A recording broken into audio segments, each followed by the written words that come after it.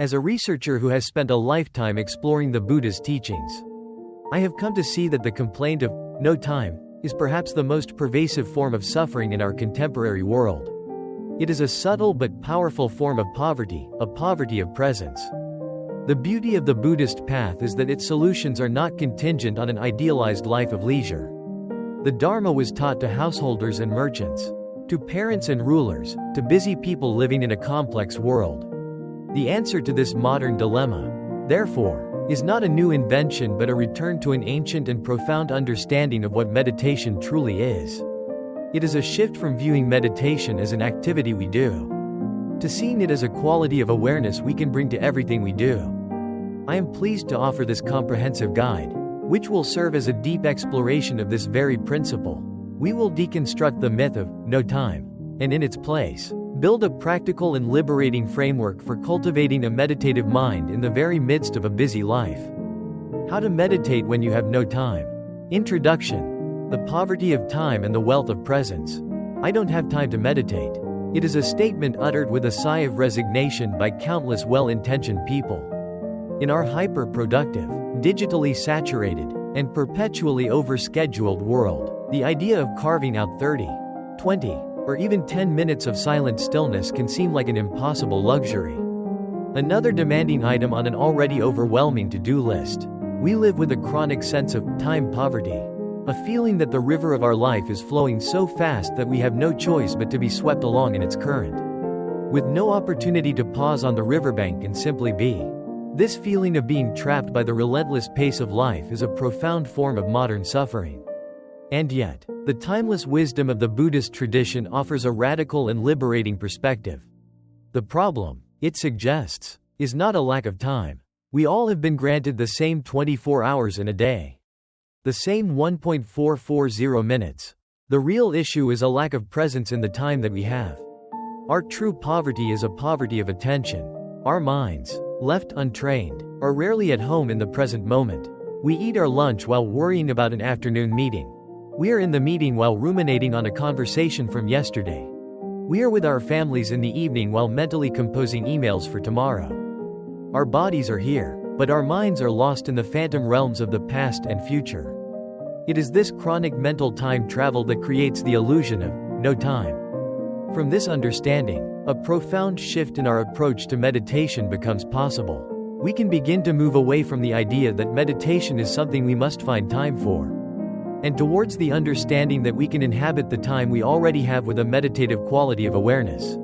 We can transform our understanding of meditation from a formal, seated activity into a continuous practice of mental cultivation, or bhavana, that can be woven into the very fabric of our lives. This guide is dedicated to exploring this liberating art of informal practice. We will deconstruct the no time myth from a Buddhist psychological perspective, revealing it as a construct of a distracted mind. We will then lay out a rich and practical toolkit of micro-meditations and mindful moments, powerful, brief practices that can be integrated seamlessly into the busiest of schedules. We will discover how the most mundane and overlooked activities of our day, drinking a cup of tea, walking to the car, washing the dishes, waiting in line, can be transformed into profound opportunities for cultivating calm, clarity, and a deep sense of inner peace. This is not a path that demands more of your time. It is a path that offers to give you back the time you already have, by learning to be fully present for your own life. Part 1. Deconstructing the no time myth, a Buddhist perspective on time and mind. To solve a problem, we must first understand it correctly. The feeling of no time is a symptom, not the disease itself. The disease is the untrained nature of the mind, sata, the nature of time and the wandering mind. From the perspective of Buddhist phenomenology, time as we usually conceive it, a solid line stretching from a fixed past into a tangible future, is an illusion. The past is nothing more than a collection of memories, which are present moment thoughts. The future is nothing more than a collection of projections, which are also present moment thoughts. The only time that has any actual reality is this fleeting, ever-present moment, known in some texts as the Kshana, the indivisible instant. Our feeling of being rushed and having no time is a direct consequence of a mind that refuses to inhabit this present reality. The monkey mind Copy Sata is a time-traveling mind. It swings from the branch of regret about the past to the branch of anxiety about the future, completely bypassing the only place where life is actually lived. This constant mental projection is exhausting. It creates a feeling of being stretched thin across a vast expanse of time, when in reality, we only ever had to deal with this one single moment. The practice of meditation is the training of learning to land, to arrive, to be fully present in this one moment. When we are fully present, time seems to expand, and the frantic sense of urgency begins to dissolve. The centrality of intention, sadhana. A key doctrine in Buddhist thought is that the ethical and transformative weight of an action lies not in its duration or its outward appearance, but in the intention, sadhana, behind it. The Buddha said, "It is intention, O monks, that I call karma, kama." This is a liberating principle for the time-pressured practitioner. It means that one single, conscious breath, taken with the pure intention of being present and kind to oneself, can be a more powerful and transformative meditative act than an hour spent sitting on a cushion with a mind full of resentment, distraction, and clock watching. It is the quality of our attention, not the quantity of our time, that matters most. This understanding elevates the briefest micro-practice from a trivial, nice-to-have, into a potent and meaningful act of mental cultivation. Formal versus informal practice, the gym and the playing field. To be clear, this is not a refutation of formal, seated meditation. Formal practice is immensely valuable. It is the gymnasium where we go to specifically train the muscle of mindfulness. It is where we build our capacity for sustained attention and insight in a controlled environment. However, the ultimate purpose of going to the gym is not to become good at lifting weights inside the gym. It is to be strong, healthy, and capable in our daily lives. Similarly, the ultimate purpose of formal meditation is not to become a good sitter, but to bring the qualities of mindfulness, calm, and wisdom into every moment of our lives. This is informal practice for the person who genuinely has no time for the gym. The good news is that the entire world can become your playing field. Every moment of your day, every routine activity, every interaction becomes an opportunity to gently exercise the muscle of mindfulness. This is the path we will now explore in detail. Part 2. The Pocket-Sized Toolkit, Foundational Micro-Practices for Any Moment. The art of meditating without time begins with a few simple, portable, and profound techniques that can be practiced anywhere, anytime, in under a minute. These are the foundational tools for anchoring a scattered mind. 1. The one-breath meditation, Eka Anapanasati. This is the cornerstone of micro-practice. It is a complete meditation in a single respiratory cycle. The technique: pause whatever you are doing. Bring your full, undivided attention to the entire process of a single breath. Don't just observe it passively, engage with it intimately. Feel the coolness of the air as it enters your nostrils. Follow the sensation all the way down into your lungs as your chest and belly expand. Notice the brief, still pause at the peak of the inhalation. Then, feel the entire journey of the exhalation as the body softens and the air, now warm, leaves your nostrils. Notice the pause at the bottom of the exhalation. Then, release your attention and continue with your day. The philosophy: this single breath is a microcosm of the entire Buddhist path. In it, you can experience impermanence, anicca. The breath is a constantly changing process, never the same. You practice mindfulness of the body, kayagata sati, the first foundation of mindfulness, and you interrupt the relentless stream of conceptual proliferation, papancha, the stories we tell ourselves, by grounding your awareness in raw, physical sensation. It is a radical act of returning home. When to use it? The opportunities are endless. Use it before you answer the phone, before you send an important email, before you speak in a meeting, while you are waiting for an elevator, or when you feel a wave of stress or irritation rising. 2. The 3-breath reset. This is a slightly more extended version of the one-breath meditation, designed to more deeply regulate the nervous system. The technique: the first breath, arriving, take a slow, conscious breath in and out. As you do, bring your awareness fully into your body. Feel your feet on the floor, your posture, the weight of your body. The intention of this breath is to ground yourself and arrive in the present moment. The second breath, softening, take another slow, conscious breath. On the exhalation, Intentionally soften any obvious areas of physical tension. Let your shoulders drop. Relax your jaw. Soften the muscles in your belly. The intention of this breath is to release and let go. The third breath, expanding, take a final conscious breath. As you do, expand your awareness to include the space around you. Notice the quality of the light, the ambient sounds, the feeling of the air on your skin. The intention of this breath is to re-engage with your world from a place of centered presence. The science and the Dharma. This practice is a direct application of wisdom. The slow, deep breathing, particularly the focus on the exhale, stimulates the vagus nerve and activates the parasympathetic nervous system, the rest and digest system, providing a physiological antidote to the fight or flight stress response. It is a perfect blend of ancient technique and modern understanding. 3. The anchor of the body. This practice can be done in as little as 5 seconds. It involves shifting your attention from the chaotic world of your thoughts to the simple, solid reality of your physical body. The technique. Feel your feet. Wherever you are, bring your full attention to the soles of your feet. Notice the sensation of pressure, the texture of your socks, the feeling of the ground beneath you. Feel the solid support of the earth. Feel your hands. Bring your awareness to your hands. Notice if they are tense or relaxed. Feel the temperature of your skin, the sensation of your fingers touching each other or an object. Notice your posture. Simply become aware of how your body is sitting or standing. Can you gently straighten your spine? Can you relax your shoulders? The philosophy. This is the direct application of Kayagata Sati, mindfulness of the body. The body has a wonderful secret. It can only exist in the present moment. You cannot feel your feet in the past or your hands in the future. By anchoring your attention in the physical body, you are instantly and effectively pulling your mind out of its time-traveling habits and back into the here and now. Part 3. Weaving the golden thread, transforming daily routines into a meditative path.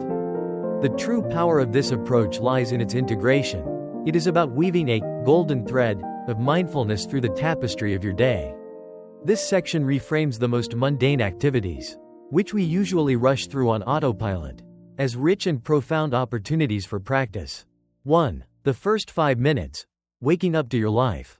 For most people, the first conscious act of the day is to reach for a smartphone, immediately flooding the mind with emails, news, and the demands of the world.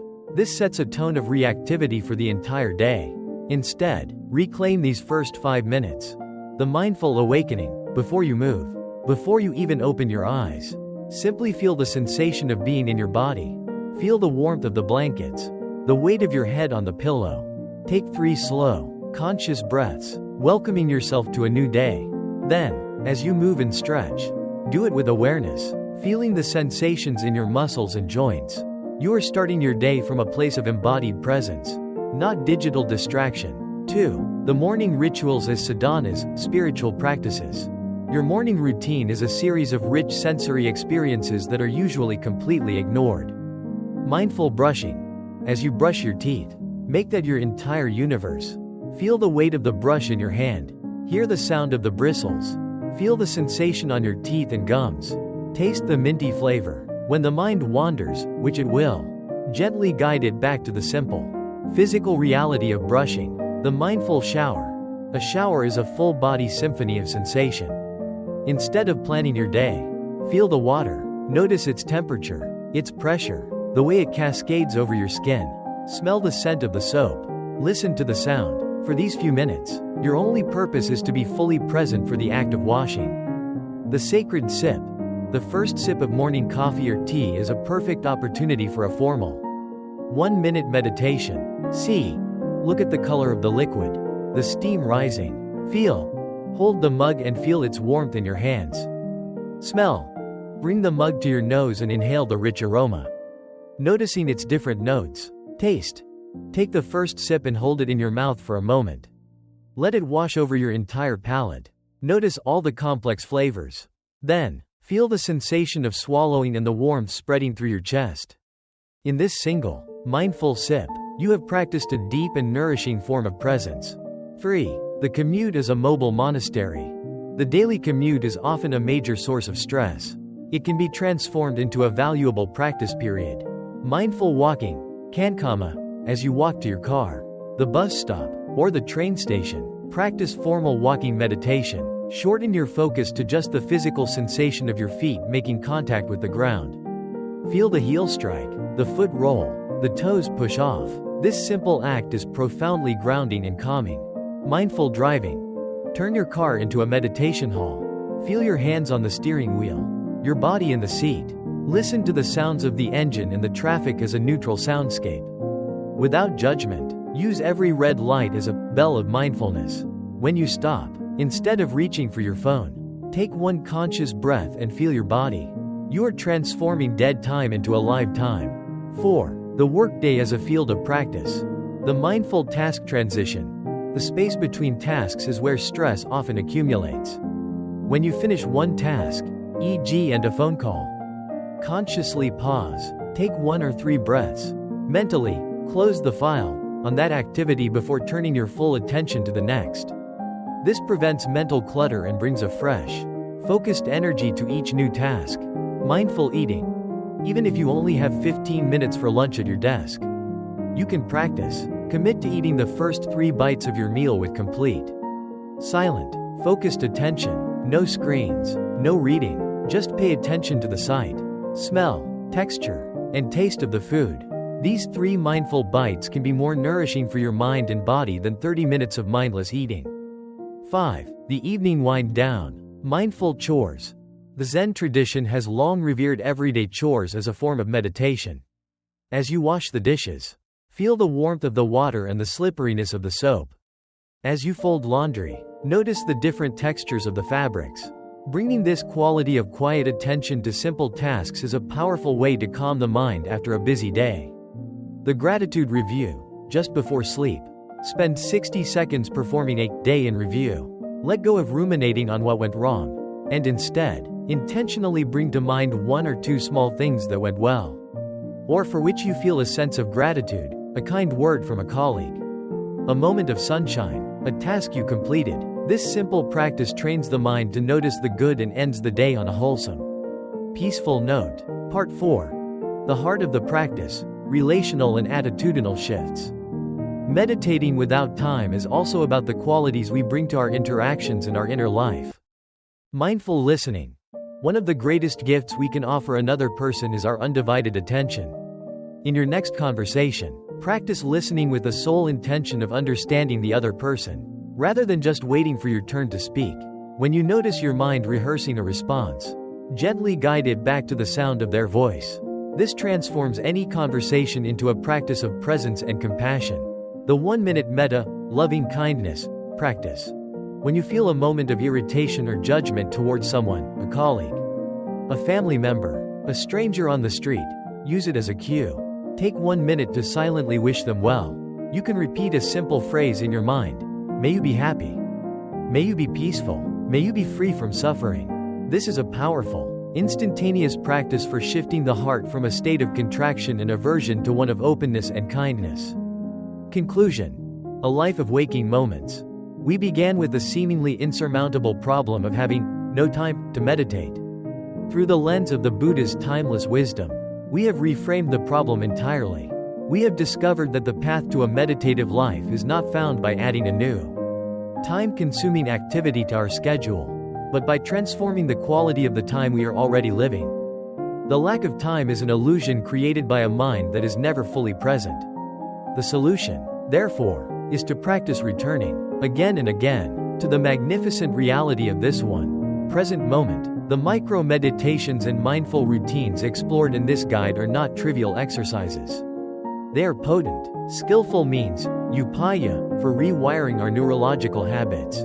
Like drops of water that slowly fill a large vessel, these small, consistent moments of presence accumulate to create a profound and lasting shift in our baseline state of being. They gradually transform our lives from a frantic, mindless rush into a steady, unfolding journey of waking moments. The ultimate meditation is not the hour you may never have, but the single breath you are taking right now. It is the feeling of your feet on the floor, the taste of your morning tea, the sound of a loved one's voice.